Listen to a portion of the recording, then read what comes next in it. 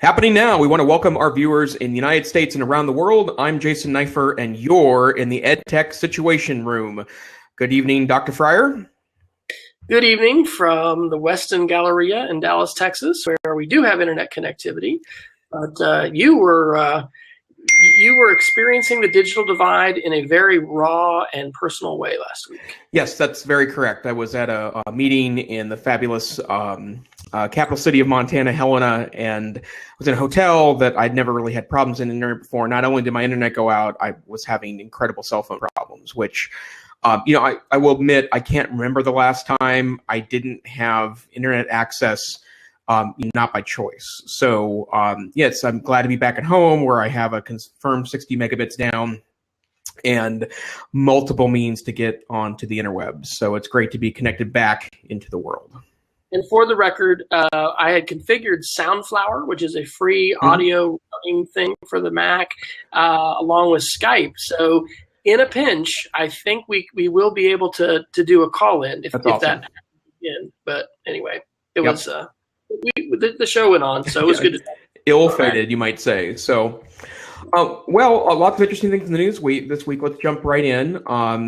You would like to talk about ransomware, Wes. Why don't you tell us a little bit about the threat of ransomware? I would. So I am down here visiting with some technology directors, and security seminars can really freak you out. I mean, this is part of how we motivate people today, right? By fear.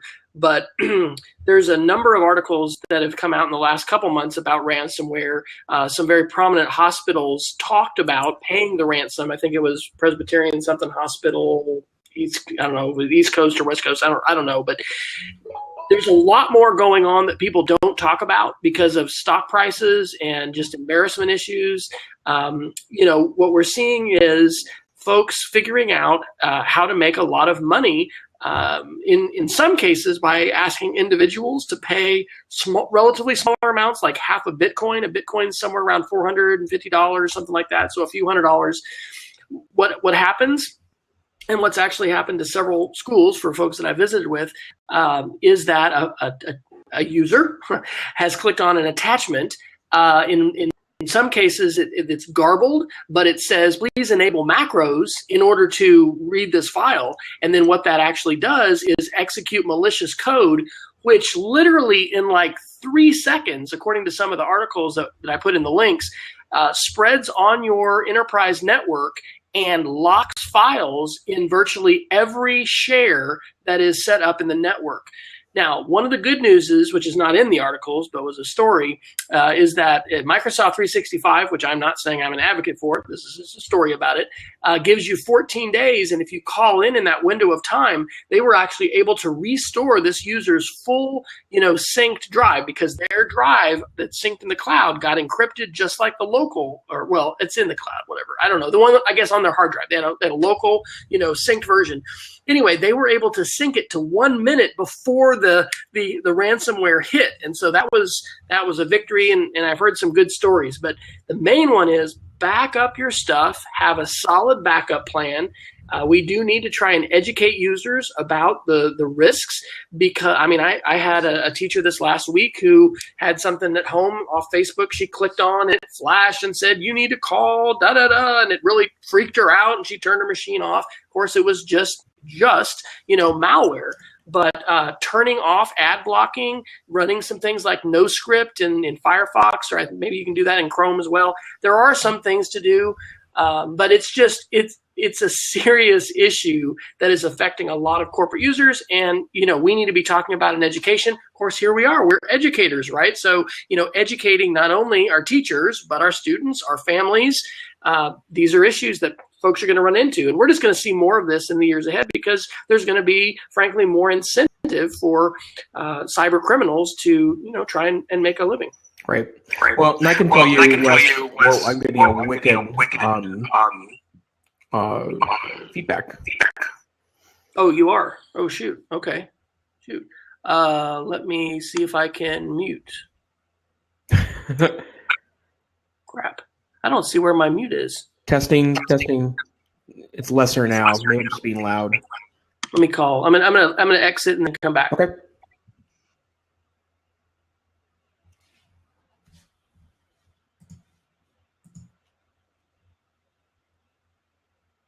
All right. Hello. Yep. Are we Okay. better? Yeah, it sounds better. Yeah.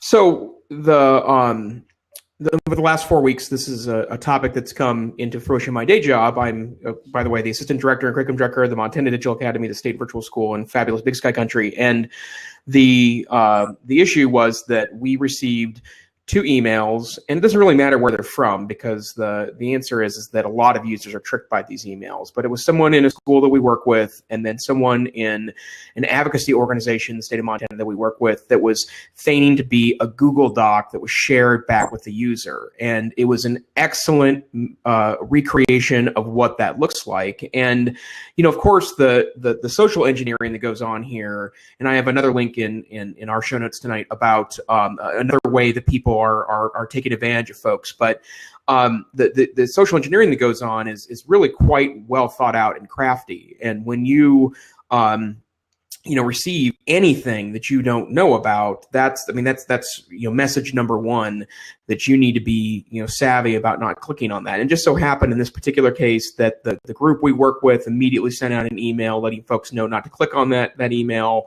The employee of the school district, I was able to contact the IT director in that district and let them know, and they immediately acted on the issue. But it's not unusual now for someone, especially if you live in email or you have a prominent email account, if you're a school administrator or perhaps a teacher that communicates a lot with parents via email, that you're going to be a target of this simply because you're in people's email directories, which means that if they get hacked, you essentially then become the next target to hacking. And what I keep thinking about in regards to all the security issues which are coming to head is that it goes back to the notion that we have to be really careful when we suggest that it's not or that teachers don't have to be tech savvy, right? That somehow we can rely on students only to be able to guide technology in the classroom. And there's really twofold reason for this in this particular case. The first one is that I know as many students that get hacked as I do adults. And part of my perspective here is that as someone that works in a state virtual school, my email relationship with students is extensive. I mean, that's mostly my communication mechanism. And I get hacked messages all the time from clearly hacked email addresses that are sending out mass emails with links to click on, whether it's clickbait or, herbal Viagra, which is the catch-all for the bad advertising that gets sent in this way. And then, of course, more scammy emails that either have an attached virus to it or some kind of malware script that can then take over your computer. But the second piece of this is that, teachers really do need to be good models in this process, and understanding this and not necessarily even, knowing or being able to tell a difference between something real and something not real, but being able to be careful enough to bring in an expert to help you when those situations occur, I think is a core competency that we shouldn't be afraid to ask of teachers, and we shouldn't excuse teachers from because of the notion that somehow they're incapable of learning these pieces of technology. But I couldn't agree more that this is a real issue. I couldn't agree more that this is something we should be at the forefront of educational thinking in this regard. And then we have to take action. I mean, we have to be hyper vigilant about these situations. I would add to that I had another article in the show notes tonight about how and there's been a lot of studies related to this. The first one that, and I tried to find a copy of it earlier, but this 4 or 5 years ago, there was an excellent study where a security researcher spread around flash drives in the parking lot of a credit union. And like 60% of the flash drives were ultimately plugged in to an employee's computer inside the credit union. And, the point during that time was that, flash drives can contain malware, but the article I posted related to this was from Register that said that half of all people plug in USB drives they find in a parking lot. And there's 2 ways that a USB drive can compromise what you're doing. First, obviously, it can contain executable malware that can do the same things that something that may spread by email will do, but in some cases be more trusted than something that was downloaded from the internet, because it's something that it's executing itself on your local computer. But also, and this was a bit overblown when the threats went went out about this a few years ago, but there's actually, programmable malware in the actual USB interface that can also be a threat to your computer. And that's why, for example, as a teacher, as paranoid as this sounds, I don't think I would plug in even a student's USB drive into my personal teacher computer. I mean, a lab computer is a different situation. They're oftentimes more locked down. You're not logged in as an administrator to the computer. But I think, being cautious about that is extremely important. And don't plug in flash drives you find in a parking lot, because no matter what the scenario is, it's not a good idea. I could see a scenario where maybe you are trying to find the owner and you're trying to do what's right, or maybe you're just curious. But that kind of social engineering hack is really a good percentage of the problem. It's not just folks that are going to try to sneak their way in via your email or via some kind of malware. It could also be something way more simplistic. And then, of course, that ignores the fact that some people are willing to give passwords out over the telephone, or, fall to social engineering tricks that are becoming much more prevalent into homes. If you ever receive a phone call from Microsoft, I put in quotation marks, saying that there's a malware on your computer and they want to help you fix it, just hang up the phone. And I will tell you, we now get 2 to 3 calls a month in my offices asking for individual end users in our organization, claiming to be the IT department to help fix individual pieces. And of course, we're a small enough office, and people just know to send them to me so I can mock them for 10 or 15 minutes and waste their time. But those are real issues that we have to be extremely aware of as we use these technologies. Well, I dropped 2 more links into that area of our show notes, which, by the way, if you are watching us live or after the fact, edtechsr.com/links is where you can get to all of our show notes. There are several different companies now that will let you test your user base to basically put out some false, messages, and then it will give you the exact metrics on who clicked and what. So this may be something that you put out and then you wait a couple weeks. And, some schools are doing this to have some individual counseling with people. But basically, it's testing to see who is going to click on stuff. And hopefully none of us are going to be targets. Hopefully none of us are going to anger people that either are hackers or want to hire hackers to, attack our schools or attack us. But I'm glad you mentioned that about the Google Drive, because these things are being done, knowing that an organization is using Google Apps, and even the timing of some of these things people are talking about. I mean, they're being sophisticated. And so, there's a lot of different reasons why people are doing this. Yes, there is such a thing as the zombie botnet, and people think this is crazy, but hackers have control over these vast armies of computers that are attached to the internet now via high-speed connections. And basically, they're able to push a button and then have those computers, ping or send requests out, and things like denial of service attacks get launched and crazy stuff. So I would refer people to the Security Now podcast with Steve Gibson. I learned just a ton about security, the basics of TCP/IP, and a lot of things. That's part of the TWIT, This Week in Tech network. But I don't know. I remember when Y2K was happening, and my grandmother, bless her heart, who's passed away, she would call it KY2. She'd stay up late listening to Art Bell, and she would get so fired up about KY2 is going to take us down, and we gotta get ready for it. I mean, and there were issues that were many of that were dealt with, but I don't think this is hyperbole, because I've talked with tech directors this week, who have had to actually deal with this in the last, month or 2 months. And, we've got hospitals and other things that are doing it. So like other digital citizenship topics, this isn't something we can do once and we're done. I think all of us as organizations need to be trickling out information about digital citizenship. It covers a whole range of issues, but definitely includes internet safety and security. And, we're our headmasters just asked us actually to develop a 3-year strategic plan for digital citizenship. we brought a speaker, Carl Hooker, in to, talk to parents and kids a couple weeks ago, which is successful. But, that one event doesn't mean, we've all got it. We're all set. And I'm going to this next week actually be making a video and sending this out to our teachers. Again, not because I think this is going to prevent all these issues, but because it's part of our obligation as a technology department in a school. And so I don't think we're going to pay $3,000 to be, sending false messages to our users at this point, but we are going to be, trying to actively communicate and also test our own backups to hopefully, and then reduce the shares. If we've got unneeded, shares and the migration to the cloud, right? The more people are on Google Docs, we're not a Microsoft 365 shop. But we read some stuff on Sophos today that was very positive about Google assisting, in the restoration of files and stuff like that are up there too. So a lot of things to think about. So Wes, to bring this more interpersonally, what would be your top suggestion to a personal user on how to be more secure when they're utilizing the internet?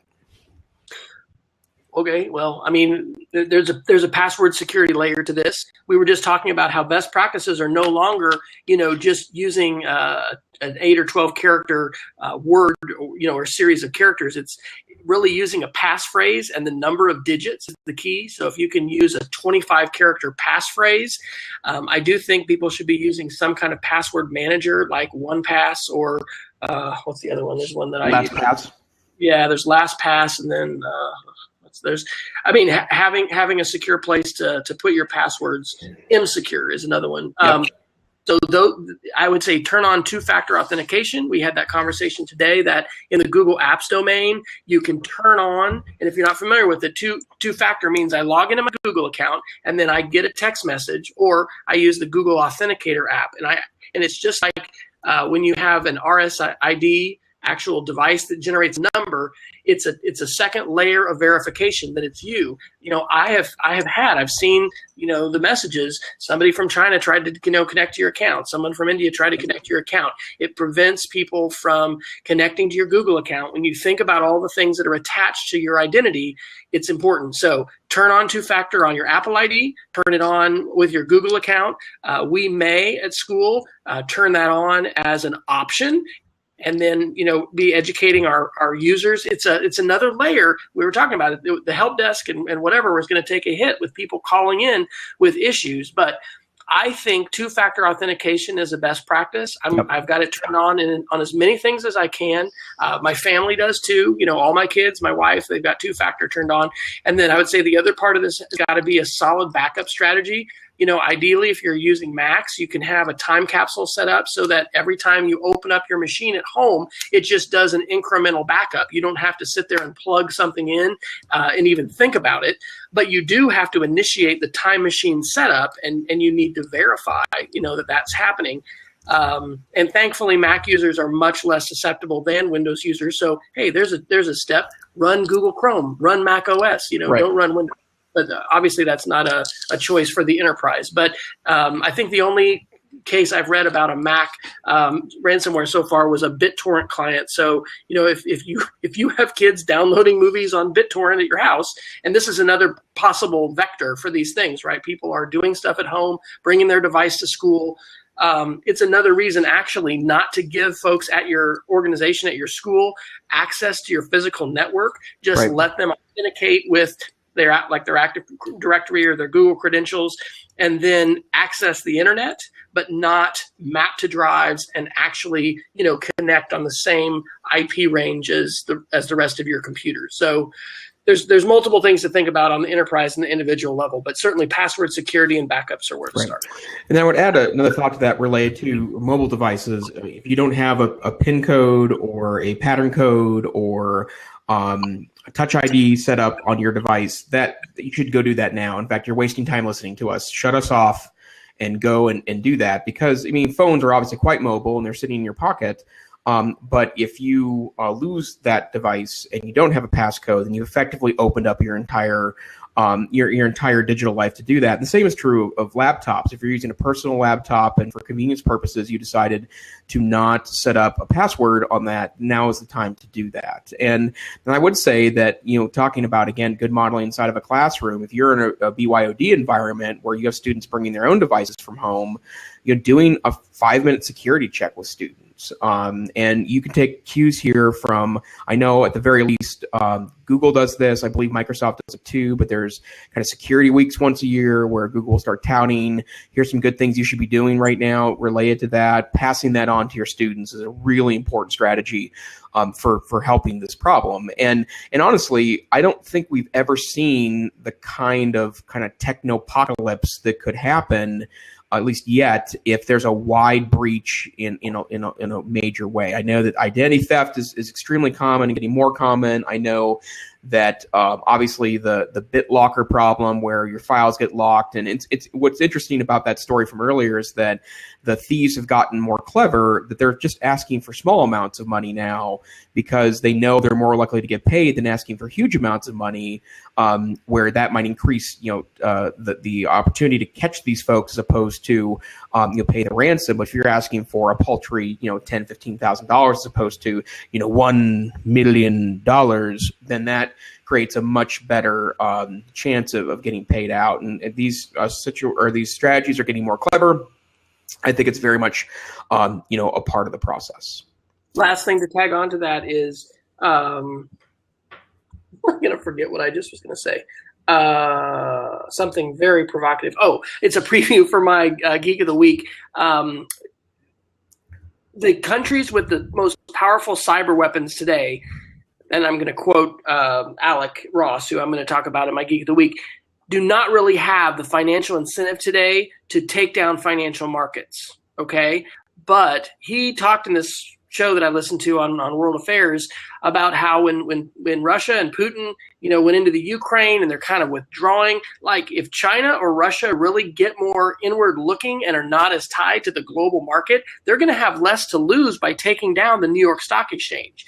And so I'm not wanting to be over the top scary, but there are things that we need to do personally. I mean, I'm not saying we can prepare for that, but I am saying, these risks are real. They're developing. And here's another connection, because, hey, in the EdTech Situation Room, we talk about the educational implications of news.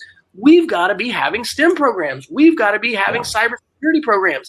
I think it was the same podcast. He said pretty much every board today, if you look at a board of a corporation or a nonprofit, they do not do due diligence if they don't have someone on their board who is an accountant, an auditor, somebody with a background as a CFO. I mean, you just got to do that, right? This guy said the same thing is going to be true for cyber. If you don't have people who are knowledgeable about cyber defense and security and these issues, you're not going to be doing due diligence. So this is a really big opportunity in the data-driven service industry, workforce of today and tomorrow. Our schools need to be oriented towards this and helping encourage kids. You're not going to get a cyber degree, but you certainly could develop skills and interest and awareness about that job pathway. And anyway, that ties to this as well, because these things are just going to get bigger in the years to come. Okay, excellent. Oh, moving on.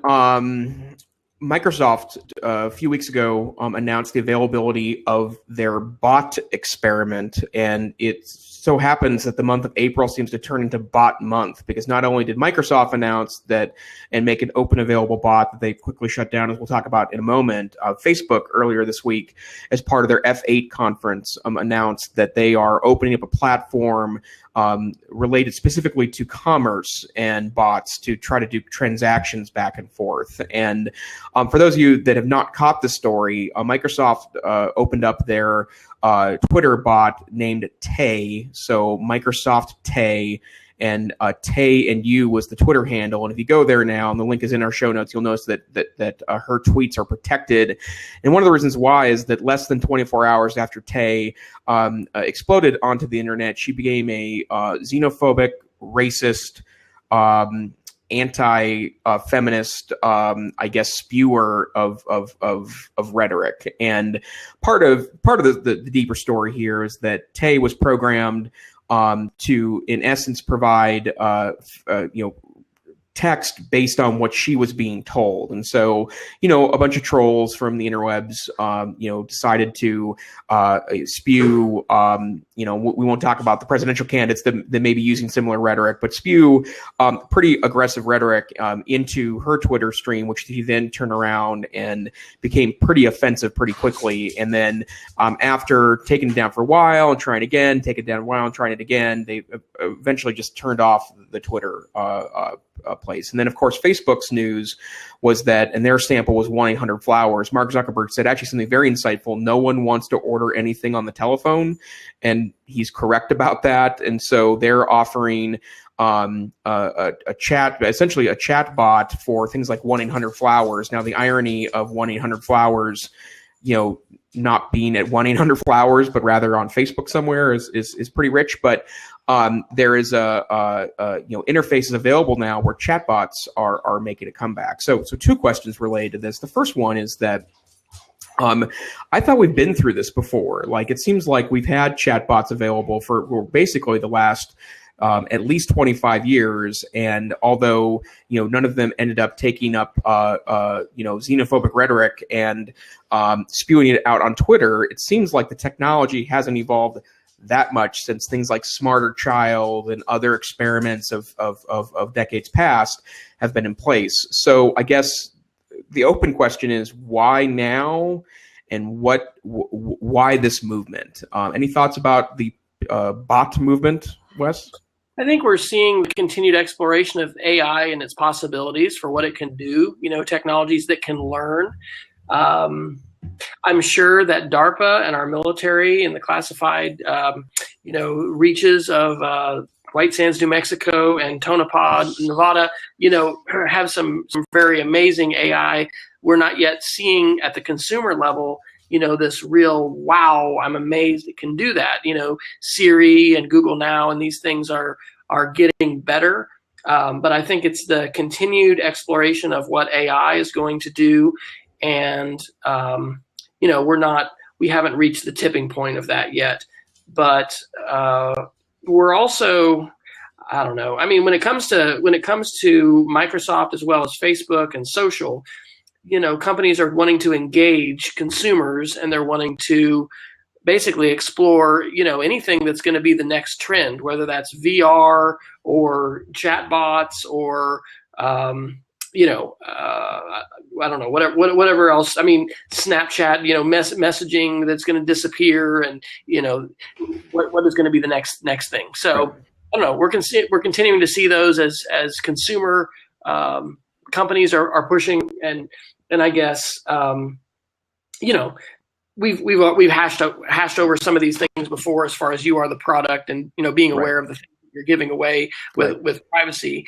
I guess I would take it to a STEM level too, and say, how are we in our schools exploring AI? Talking about how we can be coding these algorithms.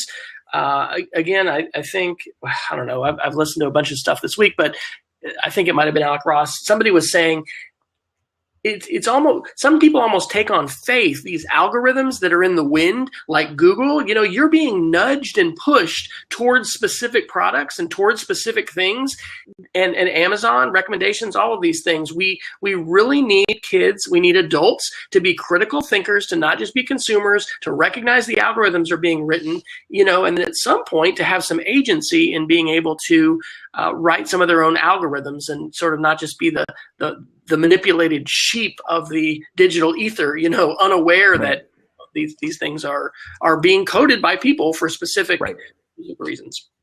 Well, and then the second question I think this inspires, and I have a quick thought about this, and then I'll throw it over to you, Wes. But there's some impact on schools here, and at some point I think the notion of a chatbot becomes an interesting classroom something, right? And you'd mentioned before Siri and Google Now and Cortana and all the personal digital one-on-one assistants, which is the topic of my dissertation research that I'm working on right now at the University of Montana as part of my doctoral program. But that is inspiring. And part of what I'd like to see in a classroom is to see if that's empowering. So, the conversation a student may have with Siri, maybe just to find facts or maybe just to hone an idea, that also becomes the same, potential purpose of a chatbot. Like if a chatbot can learn from a student, can pick up from a student, but more importantly, provide a bit of quick authority to a student to answer a question, to perhaps consider some metacognition about a way a student thinks or approaches a problem, that becomes a very interesting prospect then as it relates to technology inside the classroom environment. And so, obviously there's managerial ways that chatbots could be useful. You can imagine for a moment the Facebook phenomenon where, a parent wants to know what school lunch is on Thursday, and instead of, searching on a web page, they ask the school bot what is for hot lunch on Thursday. That is an obviously quite useful phenomenon, but there may be a way as these bots start to become smarter, without, introducing the risk of the Terminator, as they start to evolve a bit, they could become a useful tool for, there we go, Stash has made an appearance tonight. That it could become a useful tool directly to students that are, maybe could be provided some factual information or other bits that could be useful in the learning process. Well, Alec Ross, who I'm just going to continue to quote all podcast, talks about how the industrial age, replaced labor that was basically repetitive and routine. But what's going to start happening, and I think this is going to happen in our lifetimes in the next 10 to 20 years. Hopefully our lifetimes are a lot longer than that, depending on what I continue to eat, I guess, every night, and whether I exercise. They're going to start doing cognitive tasks. So they're going to start doing things that algorithms, that require analysis and that, are beyond, even robotics and surgery. This is a trend now. And so, yeah, I think some of that is kind of cutting edge stuff, and I'm not seeing, I don't know, how, for instance, the Amazon, what is Amazon's deal called that you talk to? I was just talking about this today. It's the Amazon Alexa. Alexa. Okay, there you go. So, I think it's kind of a party trick, a parlor trick or whatever it is. Oh, I don't know. That's kind of how I perceive it. Like it's not doing serious work yet. But I think we're on the edge and the cusp of being able to do some significant things. And I think this is going to get creepy faster than we realize, where we're going to, it already is a little creepy. One of our teachers has a Subaru Forester and it connects to her iPhone, and it knows that she's going to drive to her mom's house, and it'll tell her when she hasn't put it in, oh, the traffic is great for da da da, or it knows, and she's like freaked out by it. So yeah, there's that. This is coming, and some of it is we're along for the ride. Right. This stuff is going to be done on a consumer level, and it's going to be happening around us, and I don't know. I'm not being scared by it yet. I don't know. But so, Wes, do you know anyone with the Amazon gear? It seems like all the kind of big podcast nerds have all used, and many of them like the product. There have been a lot of products like this in the past, but the Amazon product seems to be, capturing the imagination of folks in different ways. But I don't know anyone that's purchased this item. No, I've just heard people like a Clockwise podcast was one I was listening to. They were talking about it. So I know nobody personally. And, and of course it becomes a lot more interesting when you're not using that platform just to order crap on Amazon. And, you mentioned the word diapers, and then a big box shows up 3 days later. And I get the utility of that. And as, an Amazon devotee, addict, however you want to put that, that's somewhat attractive to me. But where it becomes even more interesting is when you start hooking it up to everything else in your house, right? Like as the Internet of Things becomes more of a reality, and as these products start to talk a similar language, so you can pick up any internet-connected device and suddenly is kind of in your home ecosystem. That's interesting, but I still don't know what the magic of Alexa is that that has everyone, calling this the kind of the platform that will bring this to homes. The vision Alec Ross talks about for AI, and I just started listening to his book too. I listened to this hour-long podcast. AI is going to reside in the cloud. It's kind of like the dumb terminal sort of thing. You're going to have this interface, but the power is going to be in the cloud that, is going to query it, and it's going to send it back. As these things affect our workflows, as it filters information and provides useful things immediately at the point, some people are doing that in their kitchens. They were talking about that on Clockwise as far as, doing conversions or looking up a recipe. You've got an interesting, analog barrier there to contend with. Apple TV in their latest update just allows you to now not only, search for things, but you can dictate, your password. And, you don't want to do that in the classroom when there's kids there. But that is actually handier. I mean, they're still dealing with that interface. But anyway, as this affects workflows, and we've seen this happen pretty rapidly with apps, right? The workflow of being able to shoot and edit a video and put it on YouTube from my phone, from my iPad, that's radically different. And so these AI technologies, I think, are going to be affecting workflows, especially as far as how information is there and then it becomes accessible to me at my point of need. So anyway, I think, maybe the kitchen is the place to be exploring that kind of stuff with recipes. I'm not sure. But if anybody who's listening to this or, wants to tweet that out or whatever, it would be kind of interesting to see what people are doing with that. But I think that's an example of really sort of cutting edge, bleeding edge stuff. It's not mainstream, and it still remains to be seen when that's going to go mainstream and be something that people are like, yeah, of course I use that. Yeah, absolutely. You want to pick the next one, Wes? If not, sure. I'm gonna skip down to I'll skip down to this dark web volunteer one. This was an NPR piece from April 4th, and the title was "When a Dark Web Volunteer Gets Raided by the Police," which is a little bit of a misnomer because basically there's a guy who is an advocate for Tor who is running a Tor relay at his house, and something passed through his network, and the police knocked on his door and wanted to seize his equipment. Why is this important? Okay, what is Tor? Tor is a project that allows for anonymous surfing of the internet, and the dark web and things that people are doing that are illicit, definitely can happen in that sort of an anonymous environment. And probably most schools, have Tor blocked and are not allowing kids to anonymously surf the web. This is important, though, globally because of freedom of expression and totalitarian states, which hopefully we won't be electing a fascist president here in the United States. But I don't think we will. But, look at Egypt, look at Kuwait, look at Qatar. I'm mentioning several different Middle Eastern states. Different countries that are not supportive of freedom will crack down on journalists or even, someone who's not a journalist, but an individual who's espousing ideas that they don't like, and especially organizing. Having been to China 4 times since 2007 and, contending with the firewall of China and what do they block and what do they watch?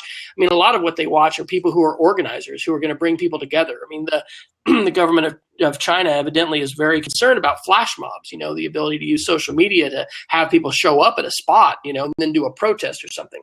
So anyway, this was interesting. It was a case of overreach by local police. There are some cases of local libraries that are, running Tor relays and wanting to support this. The Electronic Frontier Foundation, the EFF, is, one of the groups that's an advocate in this area. Tor is one of those things to be aware of, for parents to be aware of. There's a lot of ways for kids to surf and to do things with proxies and, even just incognito modes, on browsers and stuff like that. And not just kids, adults too. But anyway, I thought that was an interesting article, and it, Tor is something that is probably not in the lexicon of most adults today, right. Maybe not kids too. And there's a human rights element to that that's really important. And it's why we don't want Tor to go away, because we want there to still be dissidents who can express their views, in countries where, freedom of expression is not permitted. Right. Well, this issue certainly strikes a number of tensions that I think keep appearing in the headlines in mainstream news. Apple iPhone unlocking case and the notion of encryption. You mentioned the Tor network and the Tor router. And that only works because of volunteers. I mean, that's not a commercial service. People have to sign up to be the outlet of the internet for the Tor network, which means that you collectively all share that traffic, whether they're surfing naughty.com or they're engaging in legitimate political protests. It doesn't matter. It's that traffic's all treated the same. Or the other one that I've heard of late that I have never seen as a tension, but apparently there is a perception by some that those that use VPN networks or virtual private networks, which are services that allow you to create a safe tunnel in the internet to get around things like sketchy Wi-Fi or bad public access, or even have an employer sniff out your traffic, which could arguably they're right on their network. But I've been subscribing to a VPN service for 3 or 4 years now. When I had started reading about how public Wi-Fi, and I'm a notorious coffee shop user for work related to both my day job and side projects. I love surfing the net and doing work in a coffee shop, but the Wi-Fi is always wickedly sketchy. So I've been using a VPN service for years, not to get around any grand Netflix firewall or to pirate or torrent, or I just want a safe place to get on the internet where my action won't be tracked and my packets won't be sniffed. And I think there is a grand tension here that does go on with all these tools. There is certainly an argument that these tools can be used by those with nefarious goals to do bad and naughty things. But at the same time, the world has changed in that the footprint that you leave, I'm not talking about the broad public footprint you leave, but the many bits that follow you around, whether it's to engage in legitimate speech. All speech is technically legitimate, I guess, so I don't want to come off as that guy, but that your speech is protected. It's not just protected speech. It's everything you may do that you want some context of privacy. And I think that's a tension that, it's interesting to have an IT director in the room when we have this conversation, because I imagine that you would like to keep a close eye on how your network gets used as well. And if a student uses a VPN inside your network, it does create some issues. So I think these are all tensions that will continue to become headlines in the United States. And I'll just say one more thing about this. We should be absolutely passionate about the exercise of our Bill of Rights freedoms, right? Because these are not universal. I mean, we have the Universal Declaration of Human Rights, but we've got plenty of folks saying, either because of religious differences or because of just cultural differences, oh no, that doesn't apply. I mean, we have presidential candidates also calling for torture. I mean, we've got people calling for all kinds of stuff. As educators, as folks who help shape the civic mindedness of students, think about, rights and responsibilities of being a citizen. We should absolutely be advocates for freedom of expression, for journalistic freedom, for the ability of folks who disagree to, air those contrary opinions. And so anyway, it's important because public policy is being shaped, and we don't want people on the subject of encryption or the subject of freedom of expression to just say, yeah, the idea that, if you don't have anything to hide, you don't need to have any privacy rights, or the idea that, that person's a terrorist, so the state should have unlimited access to do anything they want with anybody's stuff. Our founding fathers would not agree, and we need to basically take some of those values into the 21st century and help explain to our kids what is at stake here, because these are, laws and the Constitution and things that, people have to agree on and have to support and have to fight to defend it. And I'm not talking about fighting with bullets necessarily. I'm talking about, fighting with our words. So, because it's important, and this stuff is under siege. And ultimately, we could end up with a very fractured internet if we, if different trends, continue to play out as far as nations saying, oh, you can't have your data here. Oh, you can't, we're going to outlaw VPNs and there's some things that are happening that we need to be fighting for internet freedom and net neutrality and open access, because there are some some really important things that are happening and continue to happen because of open access to ideas. But there's not a guarantee that those things are going to. There's plenty of countries that would like to see the internet as it is now kind of end. So anyway, yep, absolutely. All right, what's your next article? So probably our last one here. It looks like our time is going quickly. This was announced 2 weeks ago, but it was kind of doubled down this week at the Facebook F8 conference. But Facebook now allows live streaming video from mobile devices, desktop devices to your followers or the public via Facebook. And obviously this, is not the first time there's been a live video tool available to mobile phones. There have been things that have plugged into Twitter that have been, effective, interesting pieces over the last 2 years.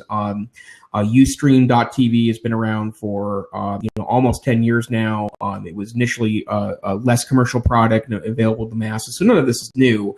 The reason why that I thought this was so interesting is how Facebook has pivoted to become the core platform for publishing, whereas 10 years ago, people were blocking Facebook. Facebook was the end of privacy. Facebook was the end of, providing all sorts of opportunities for kids to misbehave on the internet.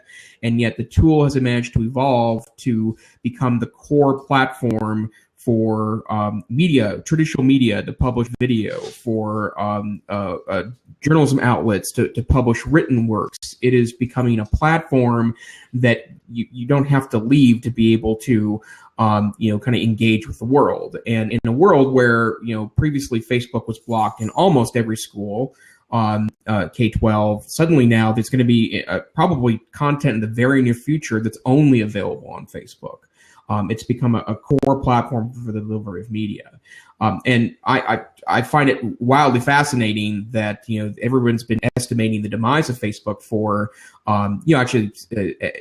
since it opened to the public, there was a lot of college kids that thought it was the end of days when Facebook no longer required a .edu email account to get onto the service. But even despite that, there have been numerous times where Facebook has so-called jumped the shark. It's neared its end, and yet it's resilient. It is by far the most dominant platform for social media. It is by far the most dominant platform for sheer number of minutes spent on the internet, and now it offers the opportunity for anyone to publish video from their smartphone. So, Wes, I know you're a Facebook user. We're friends there. It's not really where we interact. I think we interact much more on Twitter than we do on Facebook. But let me ask this question: is Facebook blocked in your district?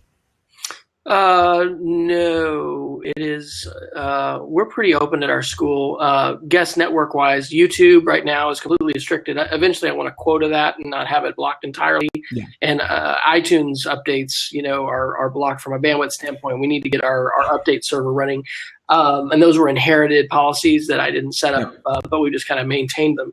So, it's open, but we're very unique in doing that. Yeah. I think the vast majority of our public schools are still blocking both of those. My thought on this is, video is the pencil of the 21st century. We would not think twice about having pencils and pens and paper, except when we're in a juvenile prison situation or whatever, when we got to do rubber or something. But in most situations, that is a default communication mechanism. Video is becoming and should become that same kind of, of course, I have a place to share video. And while I don't know that Facebook is going to become that place, every teacher needs to have, a YouTube channel, a Vimeo channel, a Wii. I don't know if you can host on Wii Video. Some schools in East Asia were setting up their own YouTube websites at one point, because they couldn't get to the real YouTube. So this shows the ascendancy and importance of video, the different factors that continue to go with the processing speed, internet connectivity and bandwidth in urban areas, not obviously, and in all urban areas or in rural areas.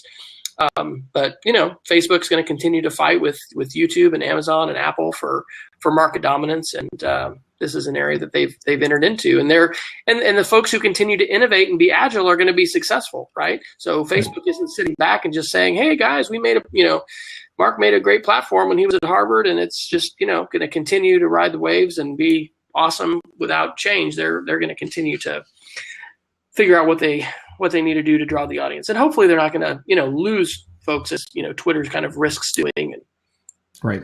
I remember that this was 7 or 8 years ago that I was listening to Mike Eisenberg, who's a professor of library, I think at the University of Washington. I may get that wrong, but he was talking about how he had taught a class and utilized Facebook as like he didn't want to bother to use the LMS available to him. And he just said, well, what are you all on? He said, well, we're on Facebook. He said, great, the class is on Facebook. And it was kind of controversial at the time because he set up a Facebook page, he closed it down appropriately and made sure it was, members only, and then just conducted the class there. And Facebook is 1,000% more functional now than it was when he tried that that experiment. And I think that it's going to become more and more a platform for both impromptu and more formal environments to connect. And I will tell you, and I've said this, I've given a lot of trainings to administrators on social media,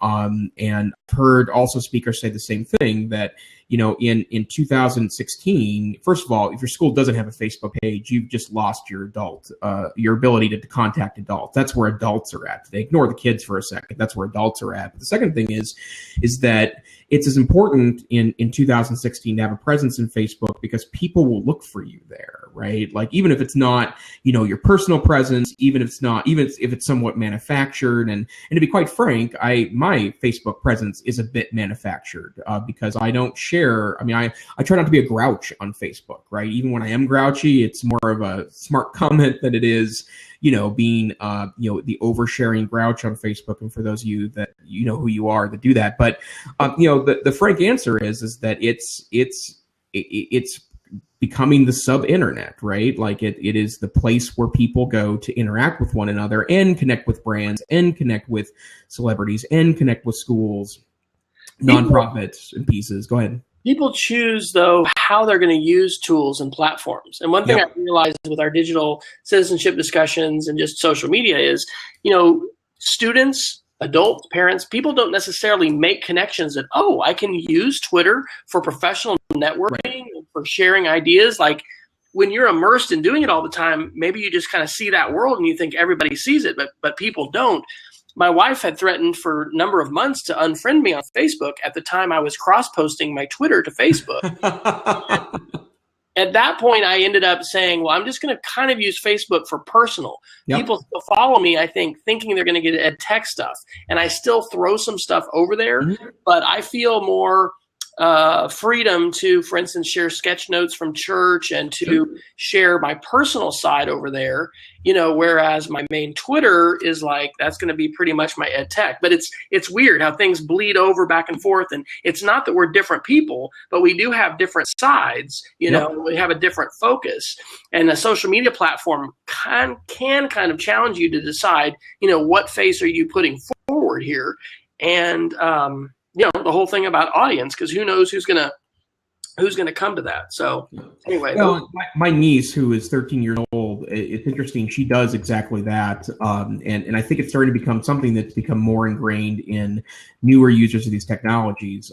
She has she's on Snapchat. I have no idea what she does there. She doesn't share anything but goofy stuff with me, and I still don't really understand Snapchat, to be quite honest. I don't get the lure of it. My son gave me a tutorial 2 weekends ago, so we can talk about that one later. Yeah, we should maybe have a Snapchat night here at the Situation Room. But she's mostly on Instagram, and that's where it seems that most of her interaction is. She has a Facebook account, of which it seems to exist only so her dad can tag her in photos, but I know she checks it, and I know it's part of her strategy, but she doesn't post anything there.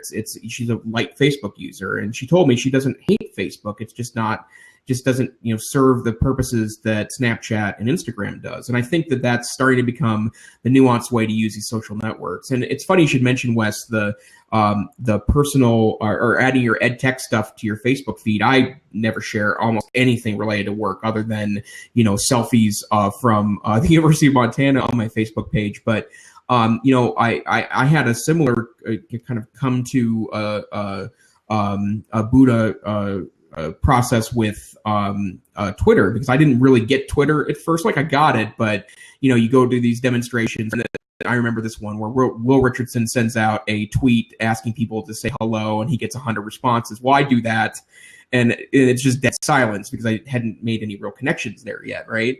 But I also tried a bunch of things where for a while Twitter was where I dumped everything. So every time I played a new song, I had a script that Last FM pinged that song and said, now playing X. And I had people saying, like, I have to unfriend you. This is stupid. Like, I don't really care what song you're currently listening to.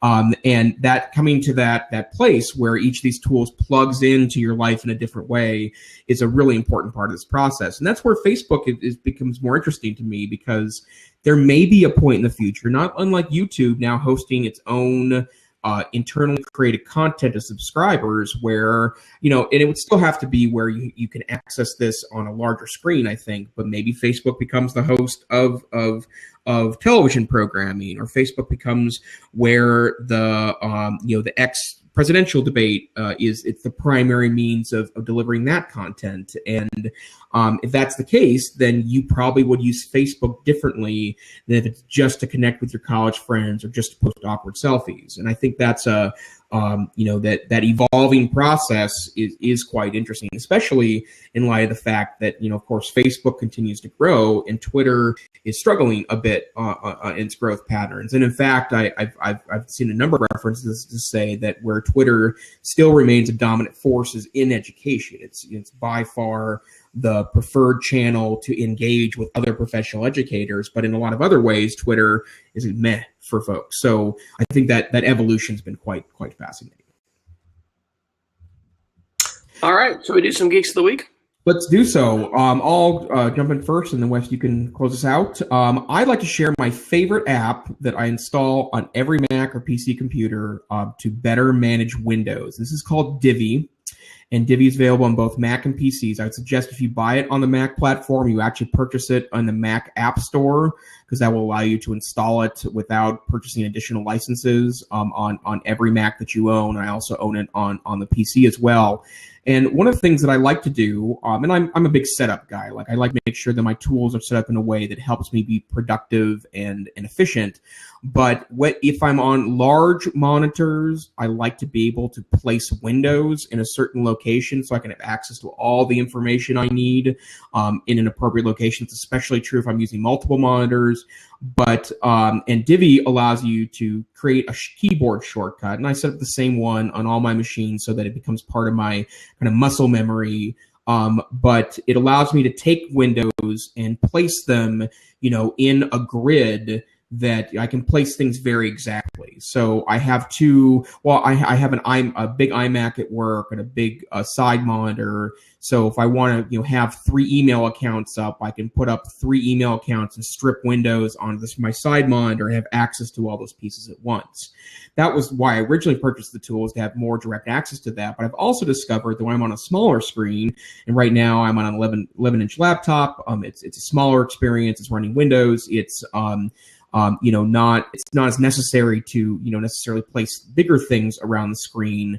But over time, I figured out that I can, place 4 windows with, 4 little corners sticking out to the 4 sides. That allows me to just click on one of those windows as I'm going around the screen and be able to without having to go Alt Tab or go down to the toolbar, get between those windows easily. And I found the tool kind of addicting. I think it's $11 to pay for it. And when I get on a computer that doesn't have it, I almost immediately miss it, because I like to be able to place my windows where it's going to allow me to be most productive. So Divi, excellent tool, and I highly recommend. There's a free trial for it on both Windows and Macs. Play around with it, see if it works for you. But I think it's great for window management. That is a true Geek of the Week. So, it is. Again, all these links are available online at edtechsr.com/links. And mine is actually a book. I was thinking about this, even though, love Twitter and Flipboard and Pocket and all these tools, listening to books now to a greater degree even than reading them. I still do read books, but I listen to them more on Audible, is a huge influence on my life, and the ability to, see a link, then listen to a podcast, then connect to a book, which this one is. I mean, this can lead to some really, big learning. So my Geek of the Week is a book called The Industries of the Future by Alec Ross. He is Alec J. Ross on Twitter. I wrote actually a post tonight that I linked to a World Affairs Council interview that he did in February. Pretty interesting guy. He worked for, I think, about 8 years in the Congo, helping deliver, broadband connectivity. One of the favorite stories in the podcast, he talks about refugee camps and what a huge difference it makes to have, cellular phones, because, it's not weeks or months in order to get reconnected to your family. Sometimes it's a matter of hours or days. So I'm going to situate this book, which I've just started to listen to today, with three others. There are three of the most important books I would say have influenced my thinking, especially with regard to the digital economy and the future economy. Number one would be Being Digital by Nicholas Negroponte, who talks about turning things into zeros and ones. And, this is a 20-year-old book probably, but, very prescient, very future looking as far as, learning and when we can encode things. Next book, and the one that reminds me the most of, is The World is Flat by Tom Friedman. I heard about that because Governor Angus King of Maine, I think heard Friedman, and he talked to Seymour Papert. But anyway, Friedman and The World is Flat and what happened in industrial to all the, shoe factories in Maine and all this stuff, and how, hey, we need to give laptops to kids and retool for the future. The World is Flat is an important, cultural literacy book that talks about globalization and talks about outsourcing and changing economics and labor markets. The third one would be The Future of Ideas by Larry Lessig, which is a lot about, open sharing, the open internet. So I haven't finished this book yet, but the preview that I have from that podcast about Alec Ross, he worked we worked for President Obama in his I think his second campaign when they defeated Hillary, and then he worked for Hillary in an innovations place. So he talks about robotics. He's talking about cybersecurity. He's talking about cybernetics. Genomics. Is that right? Genomics. So we're talking about, tweaking the gene code, the combination between biology and technology. And so he's writing the book that he wishes he could have bought, 20 years ago, saying, where are digital technologies and the internet and globalization going to take us as far as our institutions and our society? And he's looking forward to the next 20 years. So I think it's great stuff.